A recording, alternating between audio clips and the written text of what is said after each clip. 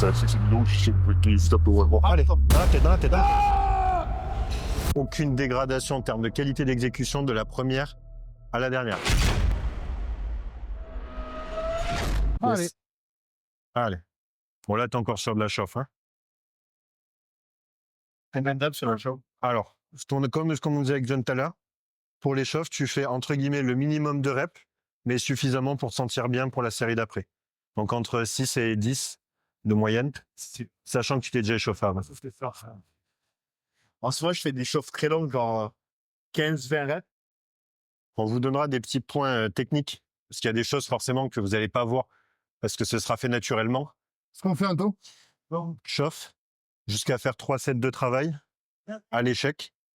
Sur les 3 séries de travail, ce que j'aime bien faire sur le leg extension, c'est au contraire de ce qu'on faisait dans le maintien de la charge, c'est d'augmenter la charge de manière croissante. Donc on part aux alentours d'un 14-16, tu vois, échec. On montera la charge, ça fera entre 11 et 13 reps. On montera la charge entre 8 et 12. Ok. OK. Le seul truc, c'est que je ne connais pas vos perfs là-dessus. On attaque direct, là? Ça dépend comment tu te sens pour attaquer. Il est où, Thomas?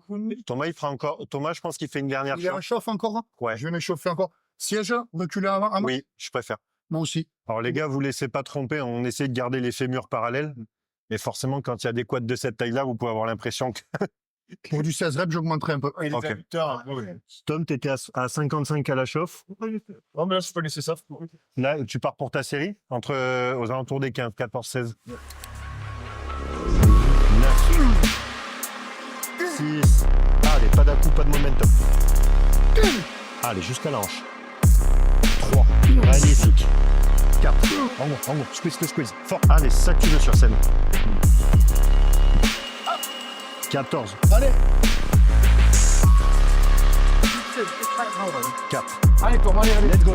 Tire sur les poignets. Vas-y. En gros. Tu restes squeeze. 7. 13. 15. T'es tout seul. Allez. Avec moi. Oh. Bon, là, les gars, vous pouvez le voir. Il n'y a aucune dégradation en termes de qualité d'exécution de la première à la dernière. C'est juste des concentriques un peu plus longues à la fin. Et ça bouge pas. Tiens, je vais me le mettre. Tu le mets? Vas-y. Ça, vous devez chercher à le reproduire absolument lors de vos séances. Mais là, au final, tu vois, si on en revient à ce qu'on a fait tout à l'heure, théoriquement, alors, moi, j'aime bien commencer sur les exos de contraction. Toi, je sais que tu préfères les faire après. Ça dépend. Ça dépend peut-être aussi. Mais tu vois, là, on est sur un truc basique. Ce que j'aime bien mettre en place dessus, souvent. En fait, c'est ce que disait Enzo tout à l'heure, ce que dans Dante, etc., appelle ça des maillot reps match. C'est de partir, tu vois, avec une charge entre 12 et 15 à l'échec, série 1. Et sur la série 2 et 3, voire la série 4 pour ceux qui ont un bon niveau, à chaque fois, tu vas devoir refaire exactement le même nombre de reps que tu as fait à la série 1, à la même charge de travail, en utilisant des responses de 20 secondes. D'accord. Donc, ça fait 15 en 1, par exemple. Après, ça va vers 12 plus 3. Oui, voilà. Puis 10 plus 5. Ouais. Tu vois. Ça, c'est des choses que j'utilise dans les proto clients, tu vois. Et ça, j'aime bien le faire sur l'isolation parce que ça force justement à rester sur des répétitions hautes. Oui. C'est sécure. En début de séance, ça te permet d'apprendre à bien contracter tes cuisses. Alors. Et forcément, tu vois, quand tu parles de perte de force, tu vas perdre de la force sur 1 semaine ou 2 semaines, le temps de t'habituer à le faire en début de séance. Ouais, mais après, tu perds pas. Et après, tu perds pas. Quand je fais de l'iso avant, je perds pas tant que ça. Non. Par contre, tu vois, le fait d'avoir reculé le siège, je le sens juste ici. Et ça, je me tue à le répéter pour un compétiteur. Si tu veux bosser ton droit de la cuisse, tu es obligé de... C'est du travail technique. J'ai l'impression que j'ai le quad. Et il n'y a que le leg extension qui te permet de bosser ça. Ouais, là, mes legs couchés. Ouais. Ben ouais, ça existait. Non. Avant, tu pouvais t'allonger sur le dos. Maintenant, les fliqués, c'est... Et le 6 squat, mais bon, c'est pas pareil. Pas pareil. Là, vous voyez bien que même avec les pieds qui sont close grip, en position basse, il y a quand même le tibia qui vient bien annuler de face le fémur. Et il y a quand même un reste articulaire malgré justement le fait que les pieds soient serrés et les fémurs parallèles l'un face à l'autre.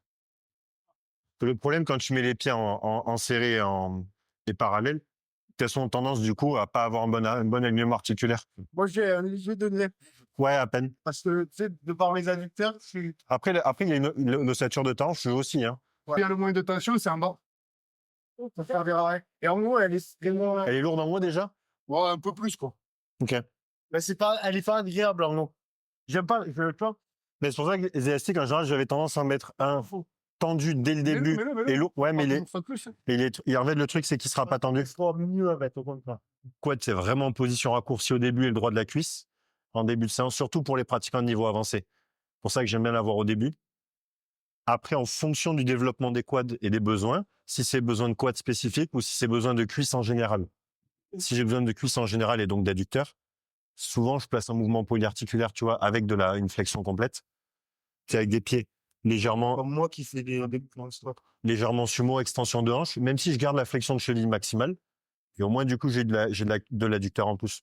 Mais tu vois, toi, dans ton cas, qui n'a pas besoin d'avoir forcément beaucoup plus d'adducteurs, plus de quad en spécifique, Ouais. c'est 100 fois plus facile de se mettre sur une machine, de réduire l'amplitude, de mettre les pieds parallèles, que de le faire sur une Smith machine, où c'est pas du tout naturel. Donc, je préfère largement, toi, bombarder sur un truc comme ça. Bien que je squatte à la Smith avec une stance comme ça, Oui, je l'ai vu. Je l'ai vu. volontairement. Après, tu t'y habitues aussi. Ouais. Parce que faut le travailler pour être à l'aise dessus. C'est pas facile. Être à l'aise en pied serré. Je dis, Il faut, on en parlait tout à l'heure, il faut aussi avoir une certaine ossature au niveau de la hanche, ouais. génétiquement parlant, qui te permettent de pouvoir être à l'aise ici. Je pense que je suis pas bon en coaching, tu vois, c'est que je suis capable de tout faire avec un corps. Et j'ai tendance à penser que tout le monde doit être capable de tout. Ah, c'est pas le cas. Et voilà. C'est pour ça que je te dis, ça me gonfle de travailler avec des gens qui sont pas 100% opérationnels. Et c'est pas leur faute, hein. Oui. C'est juste moi qui... En gros, j'aime pas me faire chier. Alors que Et c'est là où justement Baxter, je trouvais, était bon, c'est que, en fait, le mec inclut dans son approche de training des exercices qui vont permettre aux gens d'acquérir justement de la mobilité. Ouais. Et donc, quand le mec te dit, fais des tractions lestées et je veux qu'à chaque fois tu sois décroché en bas, tu as qui dit, ah, j'aime pas les tractions, je sens pas mon dos, il te dit, je m'en branle, ça sert même pas à ça. Par contre, quand tu vas apprendre à être à l'aise en position overhead avec les mains serrées, tu verras la mobilité que tu as d'épaule que tu vas gagner, tu verras que ton incliné à la Smith ou à halter te fera plus mal à l'épaule. je leur fais faire du pause squat. 2 secondes en bas. Oui, par exemple. Soit de rond ou pas, parce que s'ils travaillent à 40 kilos, ça m'en bat les couilles. Mais pause squat, tout le temps. Ouais, je mettais un élastique lourd, tendu dès le départ, et ça m'augmentait justement la tension au cours du mouvement, même si j'aurais aimé que justement ça fasse l'inverse. Fais-moi penser à la fin à te poser une question sur l'élastique. Ok. Me parle pas de bande inversée. On part sur combien là? Idéalement, selon la qualité de la machine et comment vous vous sentez, on fait soit 2 ou 3 séries, et on fera l'inverse sur le hack squat. Si tu me dis, j'ai un putain de ressenti sur mon vaste externe, je me sens bien, on part sur 3 et on n'en fera que 2 là-bas, avec des adducteurs qui rentrent en jeu. Si tu te sens bien, mais sans plus, on n'en fait que 2 et on se le garde pour après. Combien de reps? Max 10. Alors, idéalement, j'aime bien rester aux alentours d'un 10, tant que tu arrives à être productif en termes de sensations. Allez, Tom. Si tu as besoin de 12-15, allez, 9. let's go. On a encore, hein? Allez. Allez, Billy, hein? Une autre. Dernière, Allez, rentabilise. sur devant. Allez, prends ça Europe là. Prends ça Europe. Let's go. Allez, Tom. dans la tête. Ouais. Super. C'est donc je qui se tape ouais, fort. Ah, mais ça, j'ai pas fait ça. Non, voilà, c'est ça, d'accord. Il y a vraiment du monde. On ne fait pas pour la vidéo, je te rassure. Ouais, ça, je sais, les gars, pas de souci. C'est juste par rapport à ça. C'est pas grave, là. Pas de souci.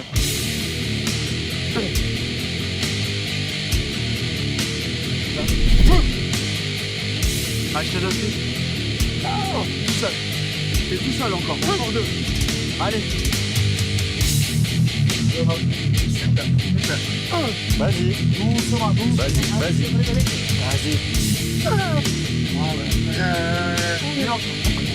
Let's go.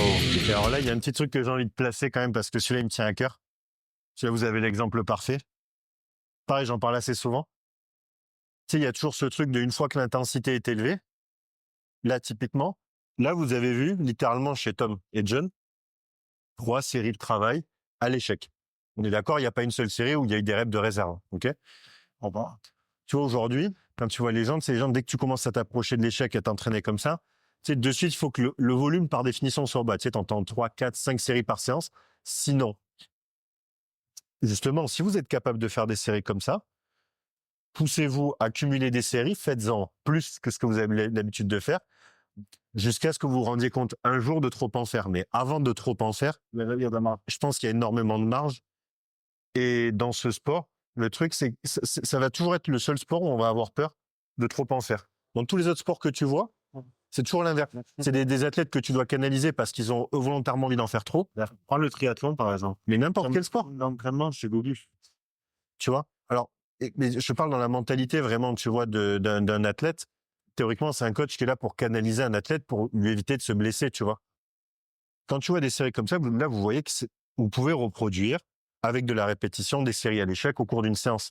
Et je trouve que c'est plus simple, entre guillemets, de viser, de trop en faire, jusqu'au jour où tu te rends compte que t'en fais trop et que nerveusement tu récupères plus, et d'en faire moins, C'est d'être trop loin du compte. que d'être trop loin du compte, de ne pas progresser suffisamment vite, toujours être sur la réserve, et de te rendre compte au bout de 2 ans ou 3 ans que t'as pas progressé. T'as perdu 2 heures. Mais oui. Il faut le plus, il faut le moins. Exact. Mais moi, je leur dis tout le temps qui peut le plus que le moins.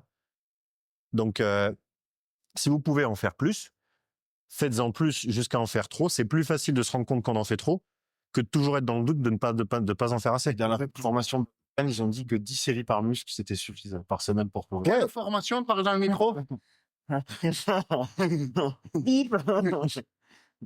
Et pourtant, tu vois, quand on dit 10 séries, en qui 10 séries comme ça, sur la plupart de tes protocoles, on est sur une dizaine de séries de travail et ça paraît logique. Parce que forcément, tu te sentirais pas dans d'enquiller 40 comme ça, tu vois, de séries. C'est pour ça que je t'avais dit que je voulais partir sur un 10x10. Ouais. C'est ça, et basta. Et attention, 10 x 10, c'est 10 séries de travail Ah oui. à 10 RM recalculées à chaque série, hein, je précise. Mais Et d'ailleurs, j'ai fait aussi du 10x10. J'ai fait 2 10x10, 2 10x10 masse, 10x10 volume.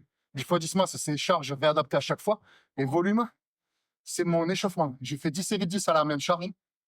Mais en gros, sur les 6-7 premières séries, je suis pas en échec. Ouais, Et je prends 1 minute de récup. 70%. oui, L'objectif, c'est pour et après, j'attaque ma séance. Ouais, je calcule pas, mais en gros, t'es large, tu vois. C'est que de la congestion. Sur la première série, t'as quoi 5 séances de réserve. Ouais, tranquille. ouais, facile, ouais. Est-ce que ça a un intérêt? Je sais pas. Il y a un truc que je leur dis tout le temps, bon sens. Mais oui. Teste un truc. Tu vois, si demain le gars me dit j'ai mal au genou sur un hack squat, je dis ok, par curiosité, mets ton élastique à l'envers, décharge un peu le mouvement sur la partie basse, dis-moi si t'as mal. Je suis d'accord. Le mec te dit je n'ai plus mal au genou. Tu dis continue. Pour une fois, tu t'es adapté à une douleur. Oui, Tu mais vois, eux, ils le font systématiquement. il y a des trucs, tu vois, j'aime pas faire par anticipation quelque chose qui rend un exo volontairement plus facile sans qu'il y ait réellement un intérêt derrière. Ou alors tu déménages, tu vas dans une salle qui a du matos prime, et là tu t'amuses à changer la courbe de résistance en fonction de ce que tu veux faire. Et là, il y a des trucs intelligents à faire. Et alors là, par rapport à la séance que vous avez vue juste avant, c'est plus simple, plus basique. N'oubliez pas que si on le recontextualise un peu, ils sont quand même tous les deux post-compète. Thomas, ça fait 15 jours à peine. John, ça fait 5 jours 4 jours Ouais. 4 jours. C'est samedi soir. Donc, vous attendez pas à avoir aussi une séance avec du quadruple drop set quelque part. Il y a quand même une grosse fatigue, il y a du risque. Donc, c'est quand même en sorte d'un training qui soit productif, mais ça reviendra quand ils auront la récupération Je pour. sais pas ce que t'en penses. Mais moi, maintenant, à mon volume et en force, tout ce qui est drop set, super set, j'ai fait envie d'en faire.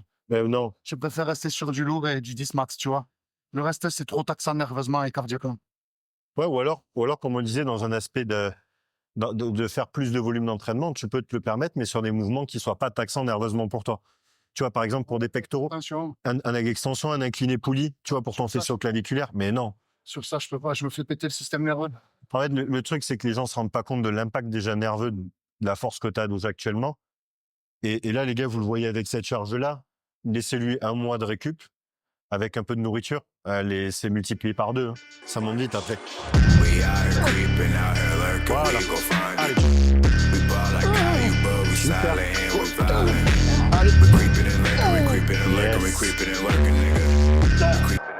En fait, tant que tu descends, que les genoux avancent, et qu'à aucun moment, tu as les genoux qui se mettent à reculer sur la fin de la phase excentrique, je veux pas de chain post en fait. Allez, top, let's go. Yes. Magnifique encore.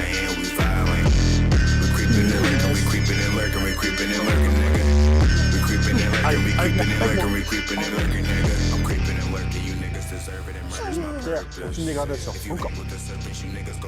Tu ressens sur ta force l'intérêt de faire toujours de garder un mouvement unilatéral sur les cuisses en haut. J'en fais jamais. Ok. Mauro me faisait faire de la presse unilatérale pendant une période. Je l'ai fait. Oui. Moi, de moi-même, j'en fais jamais. D'accord. Ouais, j'ai toujours. bien sur. Je le sentais bien aussi, mais sinon, Ouais, je sens surtout les fentes bulgares haltères. ce que j'ai fait une fois, c'est des fentes bulgares à la Smith. Ouais, avec Oui. le pied Tu sur sais, mais en fait, c'est presque du squat parce que je mets le pied à la verticale de la barre et je descends en quart de rep, tu vois, ou demi-rep. Et là, je sens en quad, tu vois. en quad. Ouais. Comme Ouais. moi, c'est avec mon bulgare, je le fais en fessier. Enfin, moi, je. Bulgare, c'est sûr. Ouais, le truc de Baxter, ce que lui, il a expliqué, c'était de le focus sur la jambe arrière. À l'inverse, ou de chercher de l'étirement sur la jambe arrière. Alors, pour justement t'assouplir.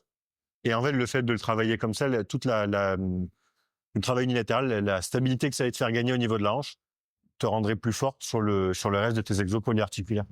J'avais senti la diff, mais je pense que tu le sens davantage quand tu as un déficit de force. Tu mets le pied où? En fait, place tes pieds comme si tu voulais partir en bilatéral. Ouais, voilà. Ici. Après, tu en enlèves un. Alors, ce que tu peux faire au début, tu peux peut-être mettre la pointe de pied ici, juste pour l'avoir en assistance, tu vois, en fente. Et tu te concentres sur pousser qu'avec ça. Yo, I woke up, I chose violence, choke up. These bitches silent, get fucked, nowhere to hide and no luck. I must oblige, I came to bludgeon all you pussies. You can call it what you want. I've been feeling kinda manic, I might kill them just for fun. Collect the heads, think you're better off dead. I could lie and say it isn't personal, I'm seeing. Nous, on parlait de sensations. Quand je les fais en lourd comme ça, c'est pas là que je les ressens le mieux. Par contre, c'est indéniable. À chaque fois que je peux plus marcher le lendemain, c'est chaque fois que je les ai poussés en lourd. Ici. Si je les sens bien bosser, que je les pump et que je fais du 20 reps, Tu sens rien. alors je les sens sur le moment. Oui. J'ai aucune fatigue le Parce lendemain. qu'en fait, Oui, ça ils ont les fibres que je me remette le cerveau, les fibres rouges, c'est les fibres de l'endurance. Elles contiennent beaucoup de mitochondries. Donc, elles transforment beaucoup de glycogène, d'ATP. Donc, elles ont un potentiel de congestion énorme, mais pas d'hypertrophie. Tu vois ce que je veux dire? Ouais. Donc, en fait, quand tu fais les mollets en série de 20-30, il y en a qui te disent « Oh, c'est super parce qu'ils congestionnent ». Non, ils congestionnent parce que tu travailles tes fibres lentes et qui ont beaucoup de mitochondries. C'est pour ça qu'ils congestionnent. Mais la congestion n'est pas signe de progression. Alors que quand tu fais ça, tu es plus sur tes fibres blanches, donc il y en a très peu. Ça congestionne pas de ouf, mais derrière, après, ça tabasse. Et c'est aussi une preuve que c'est pas parce que tu congestionnes que ça crée des courbatures. Donc tu vois, la congestion, c'est pas non plus une accumulation d'acide ou de lactate. Comme En on fait, disait. ce que je leur dis souvent, c'est que ça devrait être une résultante des bons exos, les bons angles, avec des charges lourdes. Mais ça doit être une résultante d'un bon exercice avec une bonne rep range en lourd. Si tu sais parce que même si ta congestion n'est pas énorme, là, quand tu sors tes 3 sets de mollets avec ton drop set, t'as les mollets pump. Hein. Ouais. 7, en gros. 5, et même si elles sont petites, t'arrêtes pas. 4, t'arrêtes pas. Oui, double. Mais yes. Et squeeze. Et la squeeze. Et 9, 9. 13. Ouais, Let's go. 3. Envoie du steak. 4. Encore. Explo. 5. 6. 7. Ok. 30. Ouah. Est-ce que ça t'a donné envie de refaire une séance, Bastien?